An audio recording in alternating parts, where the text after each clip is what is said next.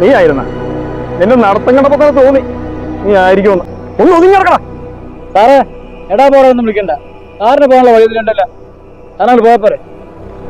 അതെ, ഞാൻ അധികം സംസാരിച്ച് വെറുതെ വഷളാക്കണ്ട. പറഞ്ഞേ നമുക്ക് പോവാം. എടി, നീ ഇവന്റെ ആരാണെന്ന് എനിക്കറിയില്ല. പക്ഷെ ഗോപി സാർക്കിട്ട് പണിയണ പോലെ ഈ ജോസാറിന് പണിയാന്നാൽ ഈ ജോസാർ ഇത്തിരി പിഴയാ, തനി പിഴ.